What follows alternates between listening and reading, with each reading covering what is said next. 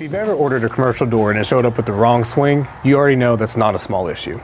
That turns into delays, rework, hardware problems, and sometimes even a full replacement of the entire opening. And the thing is, door swing direction isn't actually complicated.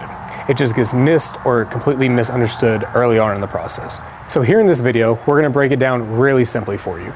Left hand versus right hand, inswing versus outswing, how to actually read a swing chart quickly, and where code starts to matter for egress doors.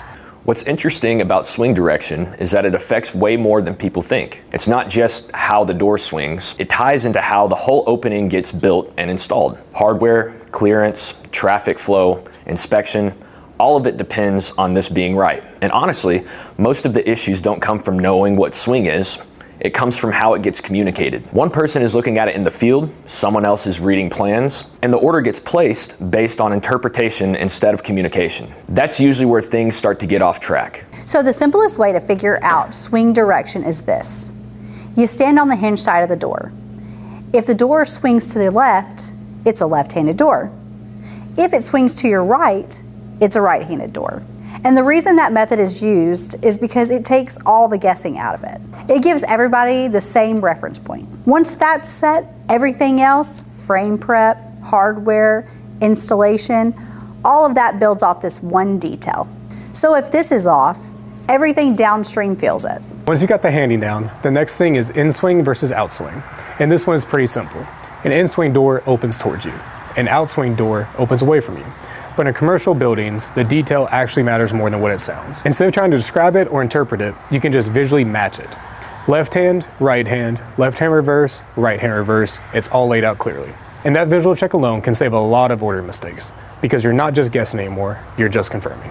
Now there's another layer here, and that's code. In a lot of commercial applications, especially egress doors, swing direction isn't just preference, it's actually required. If a door is part of an exit path, it often has to swing in the direction of travel, and that's really just about safety. So in an emergency, people aren't fighting through the door, they can get out quickly and efficiently. So at that point, swing direction isn't just about function anymore.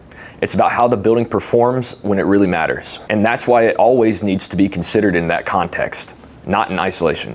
Where we see most problems isn't understanding swing direction. It is how it's passed through the ordering process. Because in real projects, there's a lot going on. Drawings, markups, emails, coordination between teams, and small details can easily get misread along the way. At CDF Doors, that's something we've seen a lot.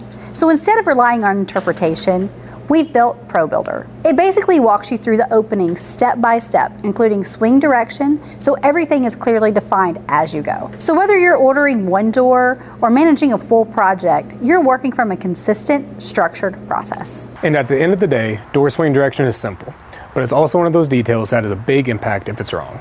Once defined correctly from the start, everything just runs smoother. If you want more breakdowns like this on commercial doors, hardware, and code requirements, check out CDF Doors and explore our brand new ProBuilder. Or stick around for more real-world explanations that makes this process easier to understand and work through.